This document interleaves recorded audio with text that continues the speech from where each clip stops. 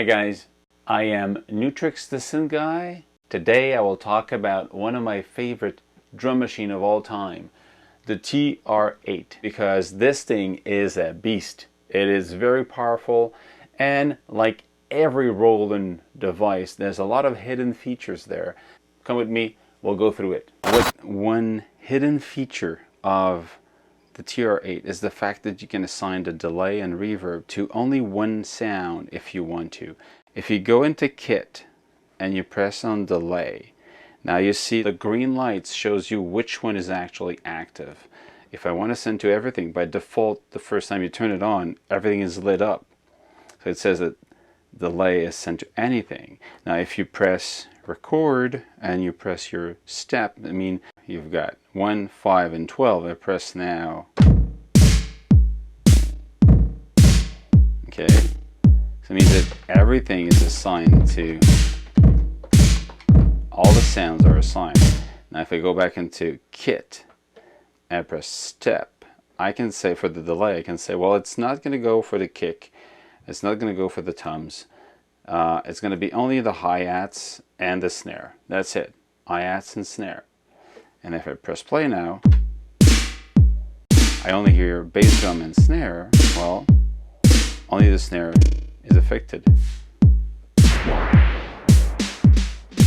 Just a note on this, if you want to record the reverb and delay, they only come out of the stereo mix. You have also A and B out, delay and reverb are not there. So 1 and 2, the master out, that's where the reverb and delay is. If you use this through USB with your computer, what you'll see in the computer is 1, 2 is going to be stereo master out, then 3, 4, 5, 6, 7, 8, 9, 10, 11, 12, and 13 has separate outputs for each of these sounds, and then you're going to have external in will also appear as 14. So this generates into your computer 14 inputs. It means that if you want to record the reverb and delay, this is going to be only on 1 and 2. That's it, 1 and 2. All the other ones are straight from this, no effects on them, and the external in also comes in, so you can actually use this as a sound card if you want. The pan. If you go into instrument and you press on the sound you want, while you're leaving your finger pressed, you turn the tempo. And then you can assign, you see there's R for right, and the other side you've got left. So you've got like 64 on one side and 63 on the other side. If you want to control the gain of a sound, of course you can go from 0 to maximum. But if you feel that maximum is not loud enough, you can actually press on the sound and then modify it. Can you go up to 200? If I'm not, turn it off. And you press on pattern select and you turn it on. By doing so, you get into kind of the setting window, and all the lit buttons mean something. Now if you look at the screen, you've got the C10 means the MIDI channel number 10. You can change that to another MIDI channel if you want.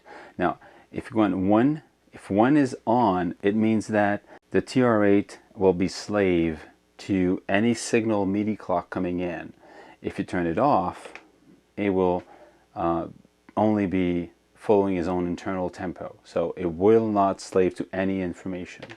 If you have the 2 on, the 2 means that anything coming in the MIDI in, the physical DIN, 5-pin DIN MIDI, will copy everything into the output. So it will becomes a through right into the box. If you turn it off, it won't. It's just going to get what's coming in will be only for the Roland TR8. If you turn the 3 on, you're going to boost the master out volume. In my case, I've got a mixer.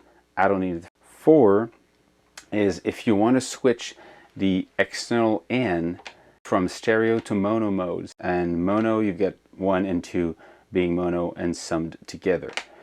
5 is only available if you upgrade it to the option 727. 5 will give you the control over the scatter.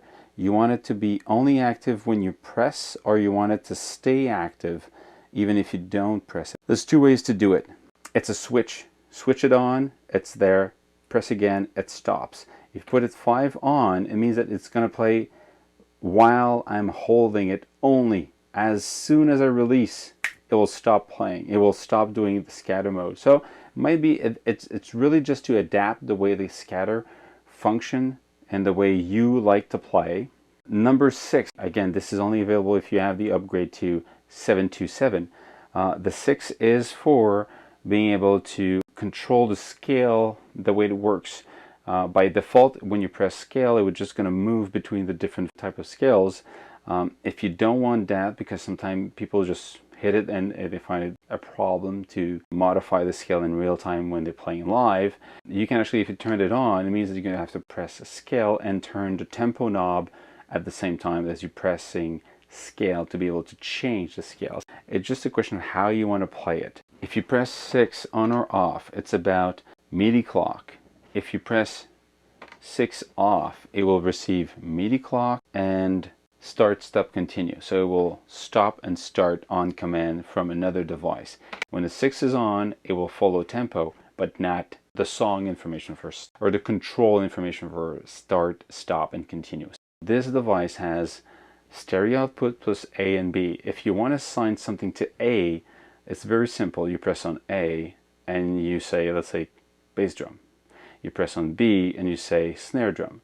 When you release, now you see what is sent to the master out. Now you see that because I assigned bass drum to A and B snare, well, it's not assigned to the master out anymore. Now if you want to bring them back into the master out, you just press them. It's just a very quick way to assign to the output A and B. If you want to control how much time it takes before the machine goes into demo mode or screensaver where all the lights turns on, press on tap and you turn the tempo.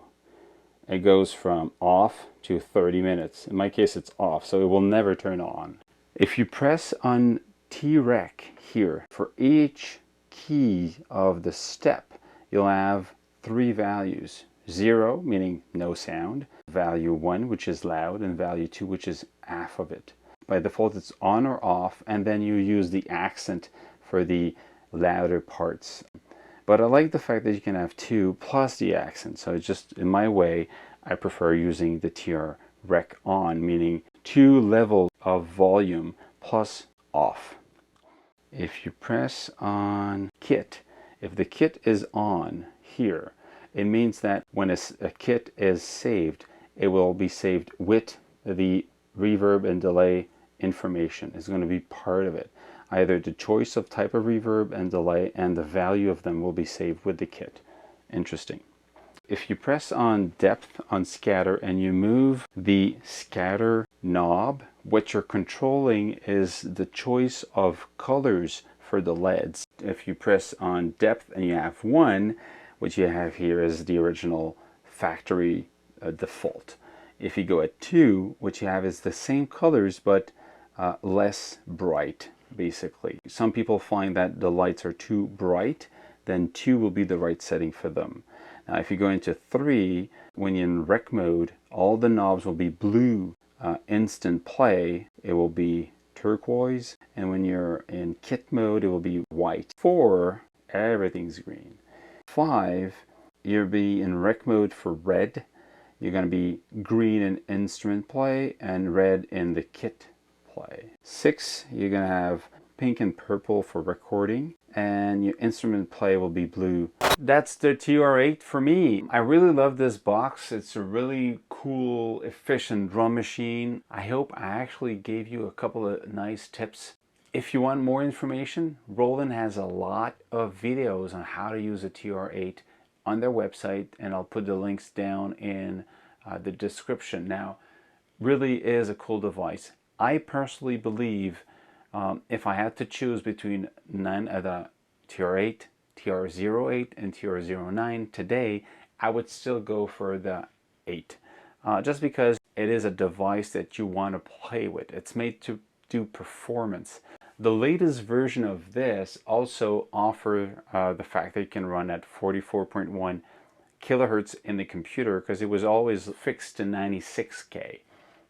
And if you have the new sampler from Roland, you can use this as a sequencer for the sampler, which is interesting because if you would take the output of the sampler into the external in, it becomes a two-in-one package. You got the beatbox, the sampler, and the two of them are controlled and sent into the same box. So pretty interesting. Well, that's it. I hope you like this. Now, if you like what I'm doing, thumbs up in the bottom of the screen. If you want to follow the other video I also have my Facebook account, and I also have my online website. So follow me wherever you want. If you got any tips or question for me, pop them in, go ahead, and I'll be more than happy to help you or test new gear for you guys. Cheers. See you next time.